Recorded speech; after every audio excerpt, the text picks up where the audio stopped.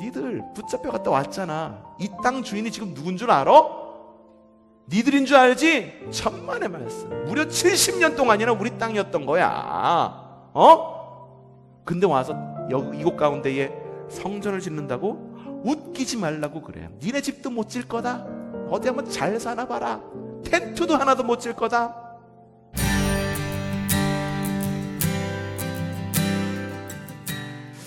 북이스라엘과 남유다가 모두 망해버립니다. 남유다는 그나마 조금 많이 버텨서 북이스라엘보다 한 몇십 년 정도 조금 더 버텼습니다. 하지만 남유다도 결국 바벨론에 의해서 망하고 사람들 할 것 없이 모두 다 바벨론의 포로로 끌려가게 됩니다. 포로 생활은 무려 70년 동안 이어졌습니다. 근데 이스라엘 백성들이 바벨론에 의해서 이렇게 포로로 잡혀간 지 70년 동안 많은 일이 일어났습니다. 바벨론이라는 나라, 이스라엘을 침략해서 이스라엘을 무너뜨리고 이스라엘 사람들을 포로로 잡아갔지만 결국은 이 바벨론이라고 하는 나라도 페르시아에 의해서 완전히 멸망당하고 바벨론의 패권이 곧 페르시아로 넘어가서 우리가 말하는 중동, 이스라엘을 비롯한 중동을 다스리는 나라가 페르시아가 되었습니다. 근데 페르시아라고 하는 나라는 바벨론과 다릅니다. 페르시아는 포로로 잡혀온 그리고 자신이 정복한 그 나라의 문화를 존중합니다. 그리고 전통을 존중합니다. 그리고 종교를 존중합니다. 대신 잊지 말아야 될 것이 있어. 너희의 주인은 바로 페르시아야. 요거 하나만 잊지 않으면, 그리고 날마다 조공을 잘 바치기만 한다면 그 나라, 정복민들의 그 나라를 유지하게끔 정책을 펼쳤습니다. 그래서 이스라엘 백성들도 바벨론으로 포로로 잡혀갔다가 페르시아라고 하는 나라가 나타나자 드디어 고향으로 돌아오게 됩니다. 이스라엘은 총 3차에 걸쳐서 고향 땅으로 돌아오게 됩니다. 제일 먼저 1차 귀환, 당시에 가장 중요한 리더십을 발휘한 사람이 바로 스룹바벨이라고 하는 사람입니다. 자, 스룹바벨이라고 하는 뜻, 어디서 많이 들어본 단어가 스룹바벨이라는 이름에 들어가 있습니다. 어떤 단어? 바벨이라고 하는 단어가 거기 들어가 있죠. 바벨이라고 하는 나라, 바벨론, 바빌론 모두 같은 나라입니다. 이스라엘을 침략해서 그들의 성을 다 무너뜨리고 그들을 포로로 잡아간 바로 그 나라의 이름, 그 나라의 이름이 이름 속에 꽉 박혀있는 스룹바벨.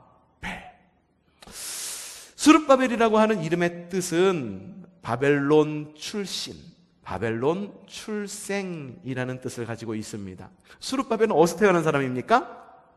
바벨론에서 태어난 사람입니다. 바벨론에서 태어나서 바벨론에서 자랐고 그리고 페르시아 시대를 맞이한 사람이 스룹바벨입니다.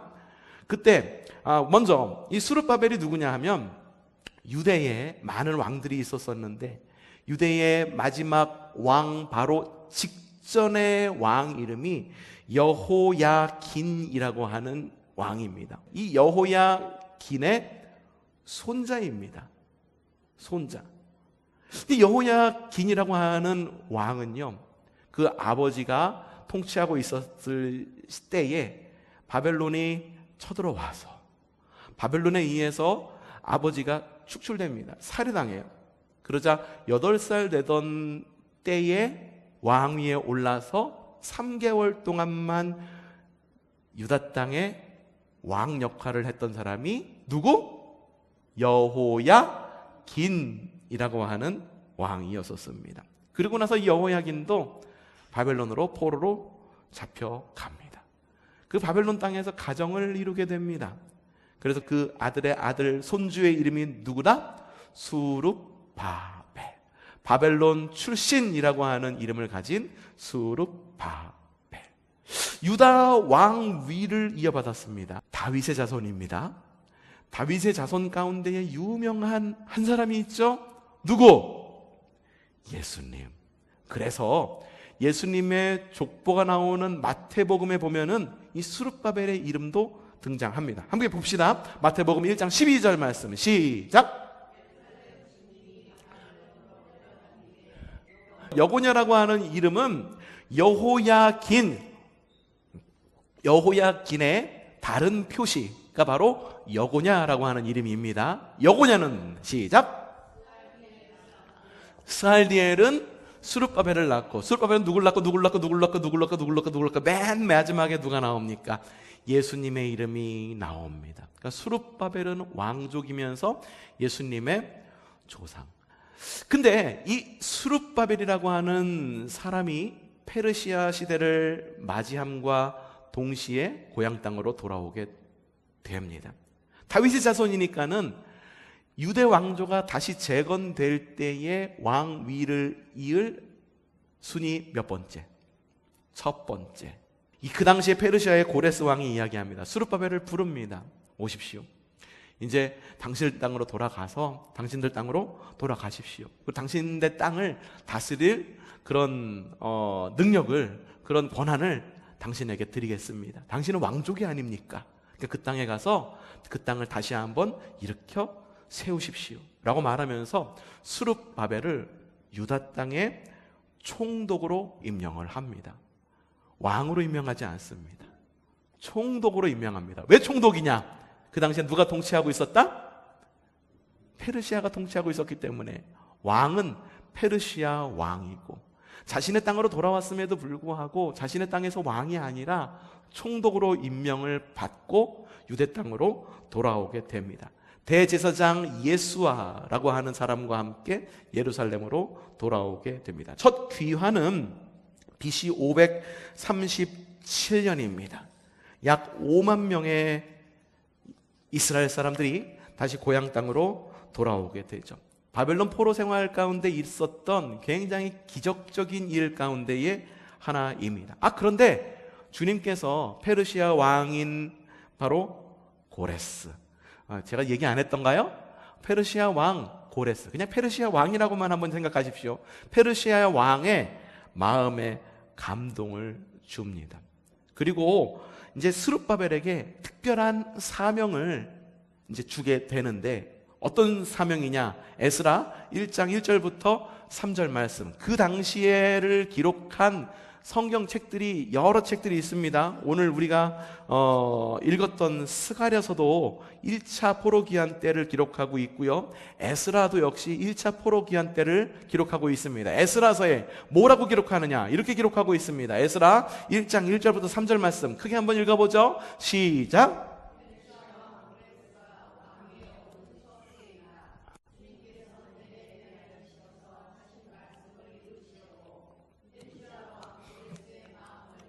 예, 하나님께서 감동시키셨어요.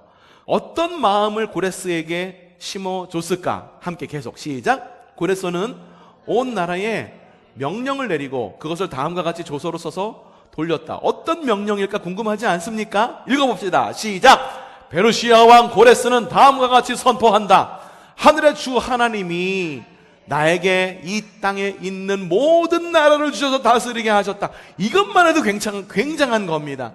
하나님께서 고레스 왕, 페르시아 왕에게 마음을 주셔서 하늘에 있는 주 하나님이 나에게 이 땅에 있는 모든 나라를 다스리게 했다라고 하는 그 믿음의 고백도 굉장한 일인데, 뭘 명하셨다고요? 유대에 있는 예루살렘에 그가 누굽니까? 하나님의 성전을 지으라고 하나님께서 그 마음 가운데에 감동을 주셨다. 또 이 나라 사람 가운데에서 하나님을 섬기는 모든 사람은 예루살렘에 올라가서 그곳에 계시는 하나님, 곧 주 이스라엘의 하나님의 무엇을 지어라? 성전을 지어라. 하나님의 성전을 지으라고 이야기한 겁니다. 계속 읽읍시다. 그 백성에게 하나님이 함께 계시기를 빈다. 와, 그 땅에 가가지고 너희 살아, 그냥 살라고만 이야기한 게 아니라 그 땅에 가서 무엇을 해야 될지 하나님이 그의 마음 가운데 감동을 주셔서 스룹바벨에게 사명을 줍니다. 무엇을 지어라? 하나님의 성전을 지어라. 이스라엘 사람들의 첫 번째 성전은 누가 지었을까요? 다윗이 지었죠? 그럼 누가 지어서? 다윗의 아들인 솔로몬이 첫 번째 성전을 짓습니다.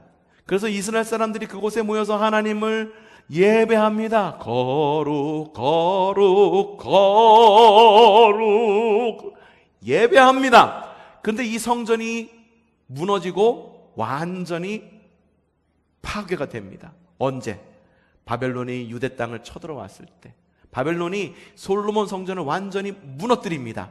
그러니 지금 이스라엘 땅에는 성전이 있습니까? 없습니까? 없어요. 그걸 알고 있는 고레스 왕이 하나님의 감동을 받아 가서 성전을 지어라. 곧 1차 포로 귀환 자들 그리고 스룹바벨의 제1사명이 오늘 성경 말씀에 기록된 겁니다. 제1사명, 고향 땅에 돌아가는 것 아닙니다. 고향 땅에 들어가서 무엇을 하는 것?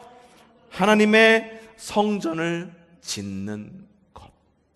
그런데 성전을 지으려면은 뭔가 재료도 있고 뭔가 그래야 되는데, 포로 생활을 하던 사람들이 고향 땅으로 돌아온다고 해서 갑자기 성전이 뚝딱 지어질까? 아니다.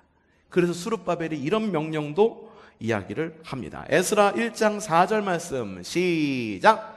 잡혀온 하나님의 백성 가운데서 누구든지 귀국할 때에 도움이 필요한 사람이 있으면 그 이웃에 사는 사람은 그를 도와주어라. 그리고 은과 금과 세간과 가축을 주고 예루살렘에 세울 하나님의 성전에 바칠 자원 예물도 들려서 보내도록 하여라. 굉장하지 않습니까? 또 무엇을 명령하냐면 이것을 명령합니다. 에스라 1장 7절 말씀 시작. 더욱이 고레스 왕은 주님의 성전에 속하여 있었던 여러 가지 그릇까지 꺼내오게 하였는데, 그것들은 느부갓네살이 누구냐 하면 바벨론의 왕으로 이스라엘 곧 유다 땅을 침략해 와서 유다를 멸망시킨 왕이 느부갓네살 왕입니다. 바벨론 왕 느부갓네살이 예루살렘으로부터 가져와서 자기의 신전, 하나님의 신전이죠? 아니고 자신이 섬기는 신전에다가 놔두고 장식하고 그 성물을 갖고 이방신을 섬기는 데 사용하던 바로 그 성물, 심지어 이 성물이 어떻게 사용된지 아세요? 야, 이게 우리 전리품이야! 하는 느부갓네살 왕의 아들이 연회를 벌이면서 술 따라 마시고 그냥 더러운 음식들 갖다 놓고, 그래서 굉장히 더럽게 사용하던, 하나님의 이름에 합하게 사용되어도 부족했을 바로 그 성물을, 그렇게 이방 신을 위해 섬기는 기물로 사용했던 그 성물, 그것까지 꺼내와. 그거 우리 어디에 숨겨져 있잖아. 그것까지 보내서 같이 보내! 라고 고레스 왕이 이야기를 한 겁니다. 어디서 많이 들어본 이야기 같지 않습니까? 어디서 들어봤을까? 이스라엘 백성들이 450년이라고 하는 이집트 포로 생활을 하고 있었을 때 모세가 나타나가지고선 갑시다! 그러니까 하나님께서 이집트 사람들한테 명령을 하잖아요. 야, 너희가 가지고 있는 물건, 금, 은, 귀고리, 귀금속 다 나가는 이스라엘 사람들한테 줘. 너 이스라엘 사람들 이제 나가서 이제 광야에서 성막을 지어야 되는데 성막 지을 재료가 없잖아. 그들한테 가가지고선 달라고 그래갖고 나와. 그때의 기억이 생각나지 않느냐는 거예요. 곧 제1 포로 귀환은 제2 출애굽과도 같은 사건이 아닐까.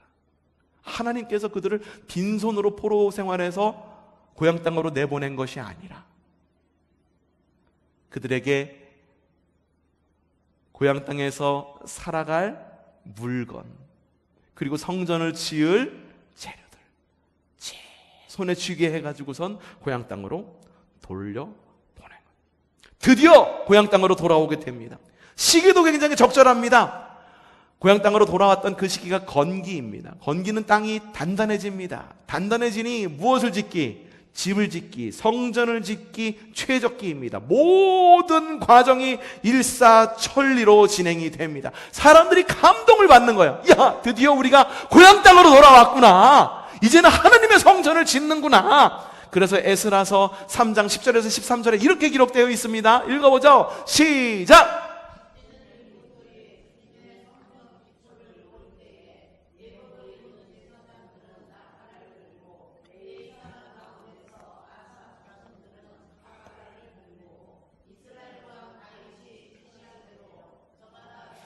와, 성전 기초가 딱 나오니까 사람들이 이곳이 우리의 성전이 기초라고 큰 감동을 받으면서 나팔을 불고 자바라를 들고 각자 찬양할 수 있는 악기를 다 들고 키보드를 연주해가면서 기타를 연주하면서 드럼을 치면서 베이스 기타를 연주하면서 하나님을 힘차게 찬양을 하고 있는 거예요.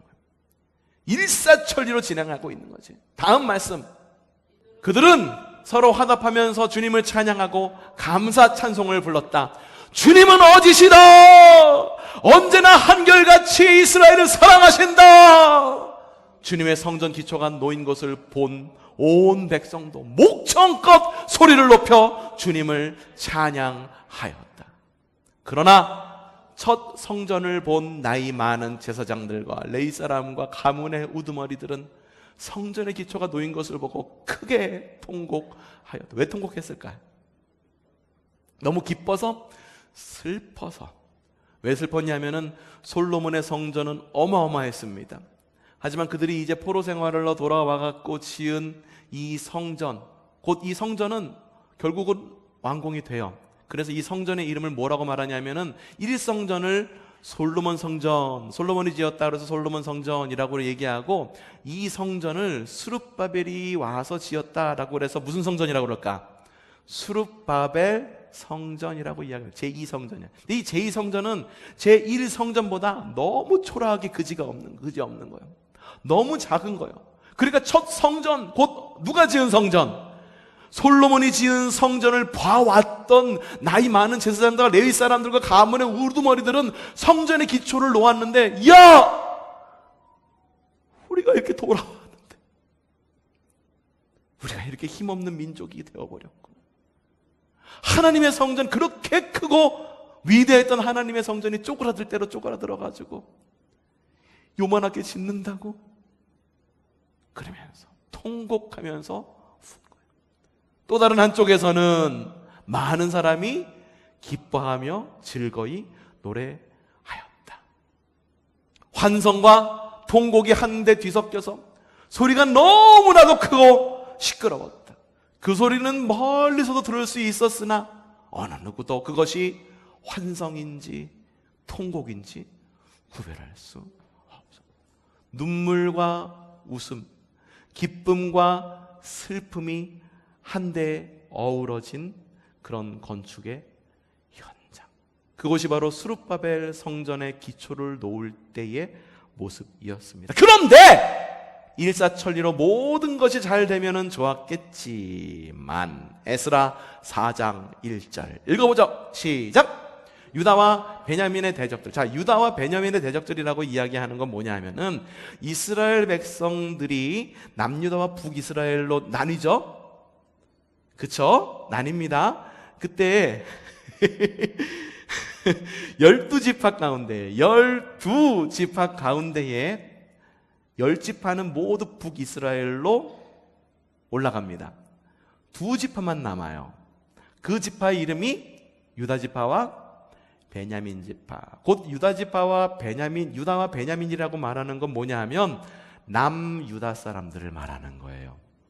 남유다 사람을 어떻게 하는, 대적하는 그 대적은 사로잡혀 갔다가 돌아온 사람들이 주 이스라엘의 하나님의 성전을 짓고 있다라고 하는 말을 전해 듣고서 어떻게 했느냐? 에스라 4장 4절부터 5절 말씀 다시 시작. 그 말을 그 땅 백성은 어떻게?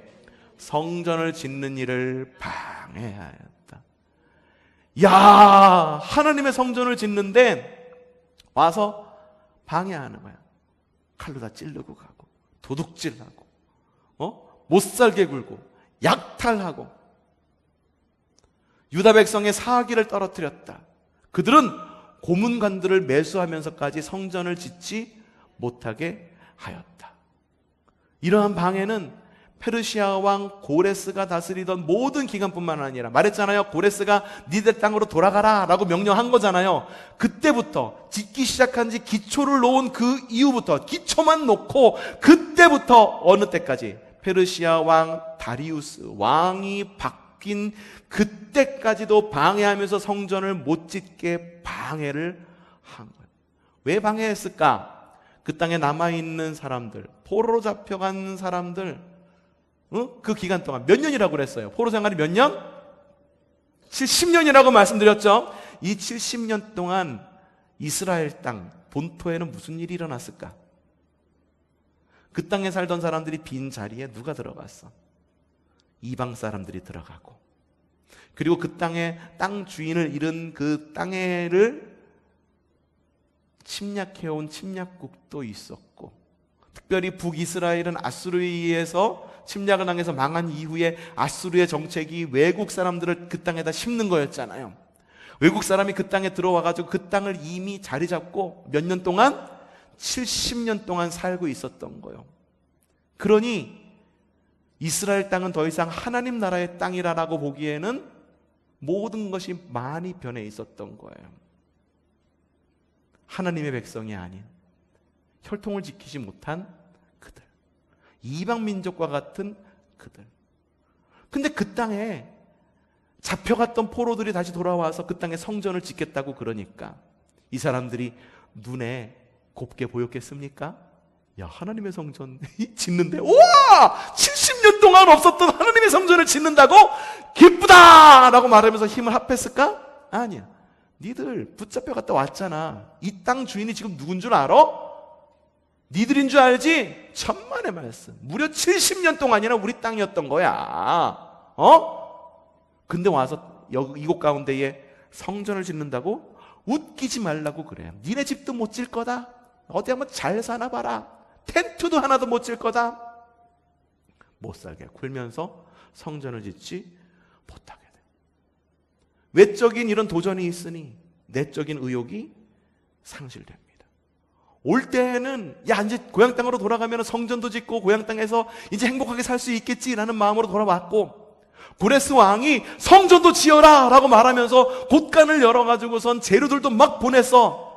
그리고 성전의 기초까지 딱 놓았는데 그렇게 방해가 이어지니까 그 마음에 성전을 짓고 이 땅에서 정착하자라고 하는 그 의욕이 완전히 상실돼요.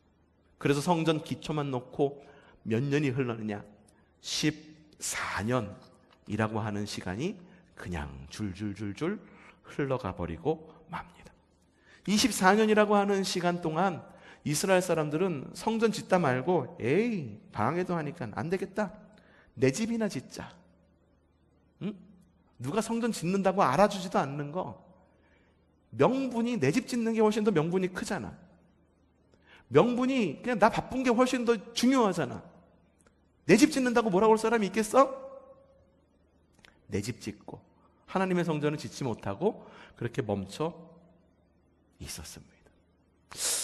자, 여러분, 재건이라고 하는 말을 아시죠? 재건이 뭡니까? 무너진 것을 다시 짓는 것. 재건축이 뭡니까? 기존에 있었던 것을 무너뜨리고 새로 짓는 것. 리모델링이 뭡니까? 있었던 것을 더 견고하고 아름답게, 모두가 다 재건이라는 말 안에 들어있는 말이죠. 근데 여러분 그거 아세요? 재건축, 리모델링은요, 아무것도 없는 땅에다가 새로 짓는 것보다 훨씬 어렵습니다. 왜 그런지 아세요? 기존에 있었던 흩어진 것들을 다시 모으는 것보다 새로 무엇인가를 시작하는 것이 훨씬 더 쉽습니다. 왜냐하면 기존에 있었던 것을 갖다가 새로 재건 혹은 새로 시작하려고 하면은 걸리는 것들이 많아. 여기도 신경 써야 되고 저기도 신경 써야 되고, 또 무엇인가를 하려고 할 때 나는 반댈세 라고 하는 사람이 분명히 나오고. 여러분, 새로 짓는 것보다 재건하는 것이 훨씬 어렵습니다. 이해관계가 다 얽혀 있기 때문에. 근데 사실은요, 건축뿐만 아니라 영적 재건도 마찬가지입니다. 우리가 그동안에 우리의 영적인 상황이 아무것도 없는 상황에서 영적인 무엇인가를 쌓아가는 일은요, 어쩌면은 성장만 있기 때문에 기쁨으로 막 할 수 있는 일일지도 몰라요. 근데 오랫동안 신앙생활을 하다가 이 신앙생활 가운데에 뭔가 변화가 필요하고 뭔가 영적인 재건이 필요할 때가 우리의 생활 가운데 반드시 온단 말이에요. 시대도 변하고 사람도 변하고 나도 나이도 들어가고, 그럴 때 영적 재건 쉬울까요? 쉽지 않습니다. 그동안에 내가 해온 것 부시려고 할까요? 안 부셔. 부셔야지 새 것을 갖다가 지을 수 있는데 부시지 않고 그냥 겉에만 번지르르하게 바꾸기를 원해. 그런데 이런 영적 재건의 사명이 크면 클수록 넘어야 할 산도 굉장히 높습니다. 대부분의 교회, 대부분의 그리스도인은요, 오늘 성경 말씀에서 이 스룹바벨이 성전, 그리고 이스라엘 백성들이 성전에 어디까지 지었다고 그랬습니까? 성전에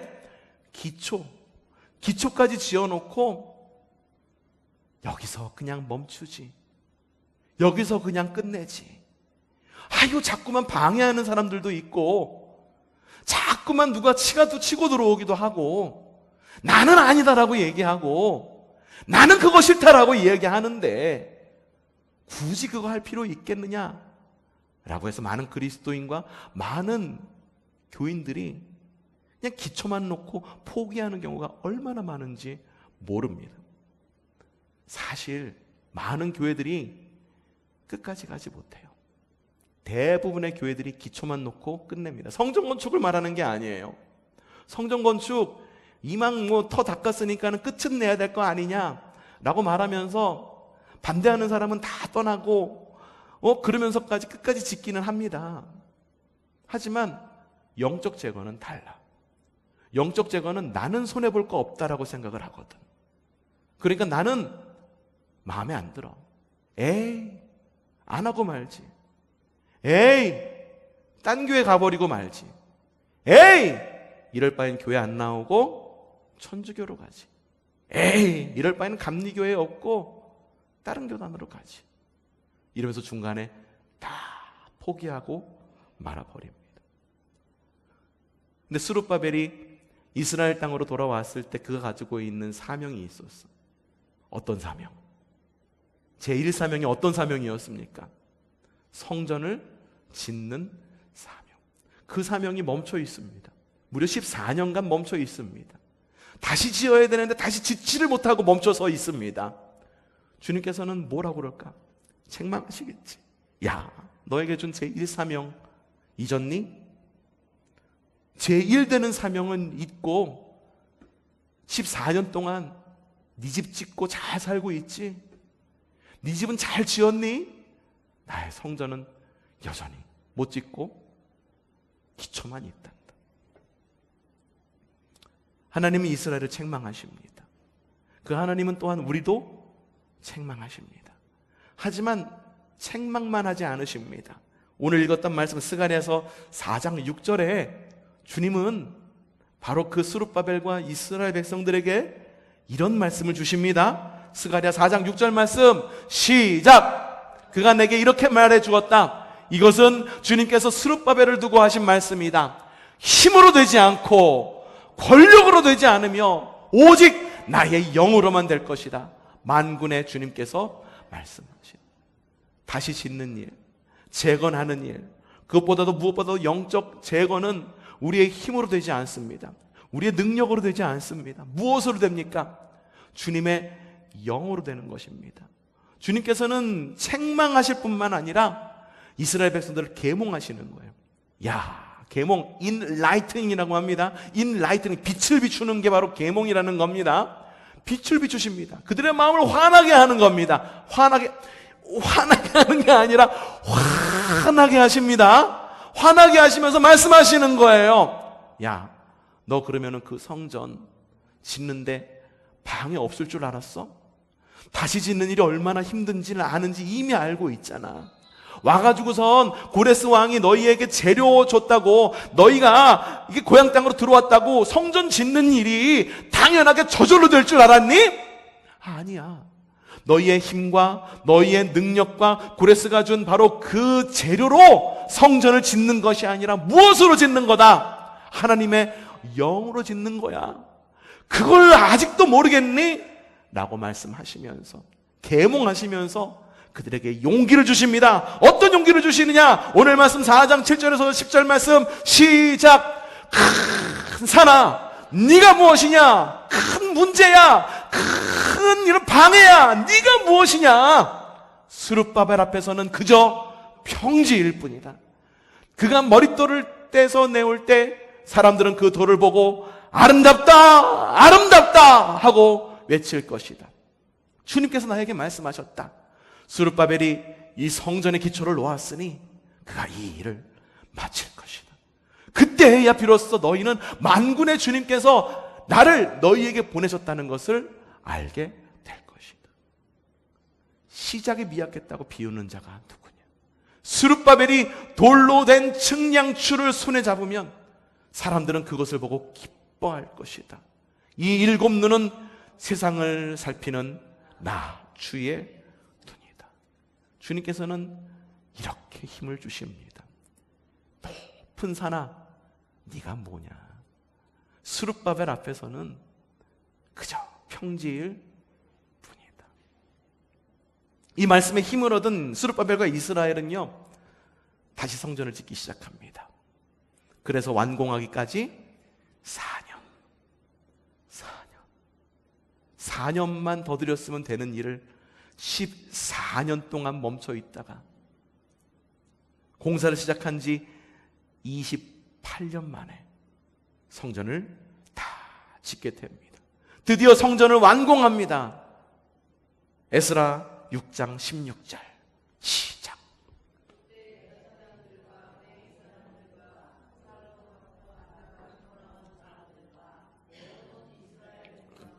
기뻐하면서 성전 봉헌식을 올립니다. 근데 건축한 걸로 끝이냐? 성전 건축했으니까 이제 끝이야. 내 사명 여기까지야. 성전 봉헌했으니까, 다 환경 조성했으니까 이제 끝이야. 끝이었을까? 아닙니다. 그 성전을 지은 것은 건물을 지은 겁니다. 주님께서 성전을 지으라 하신 말씀은 무엇입니까?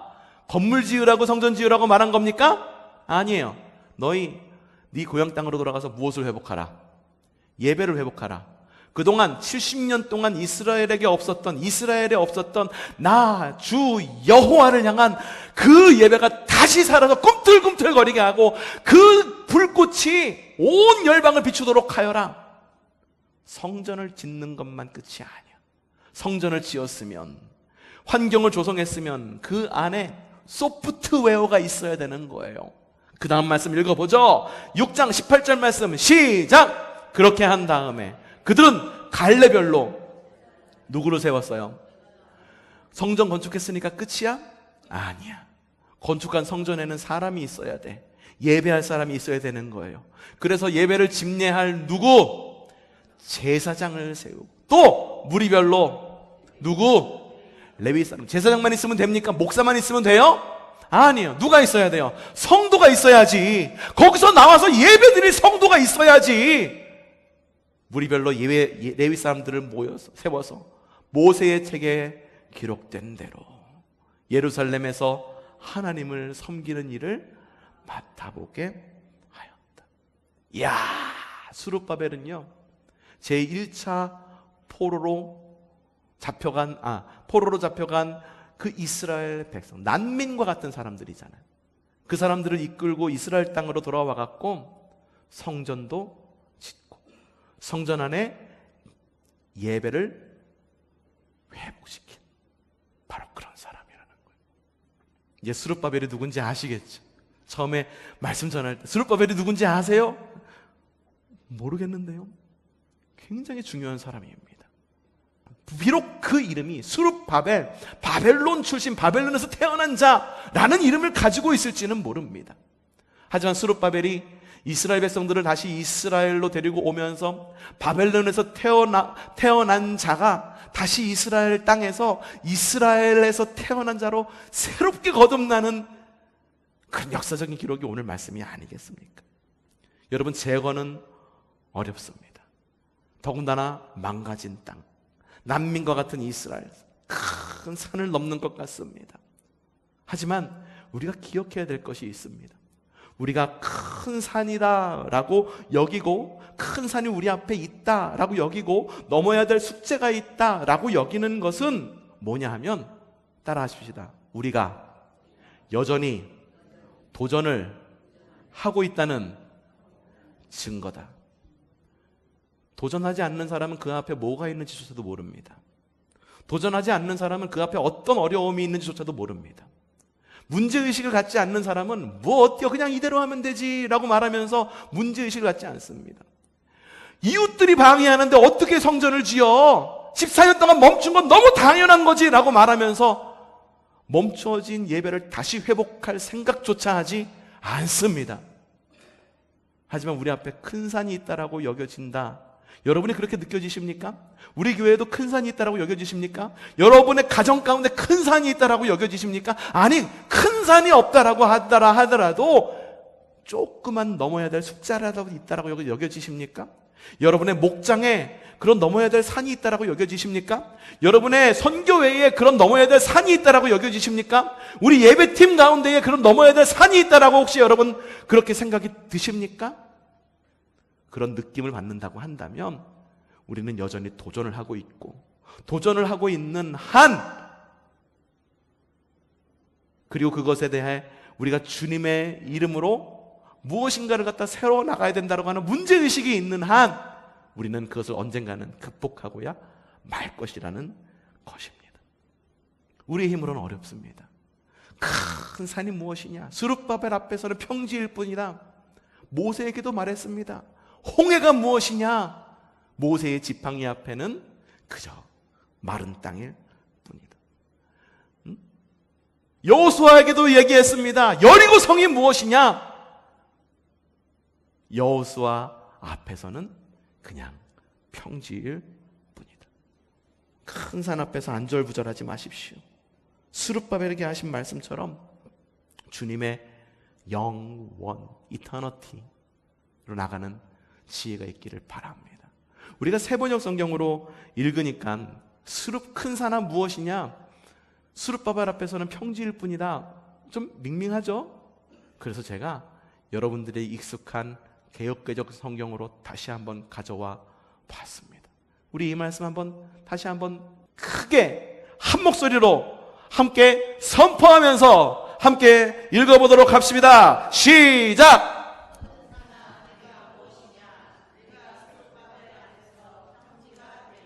여러분, 스룹바벨 앞에서만 평지가 되기를 원합니까? 아니에요. 우리 앞에서도 평지가 되기를 바랍니다. 큰 산아, 네가 무엇이냐? 네가 우리 앞에서 평지가 되리라. 큰 산아 무엇이냐? 네가 우리 교회 앞에서, 우리의 목장 앞에서 평지가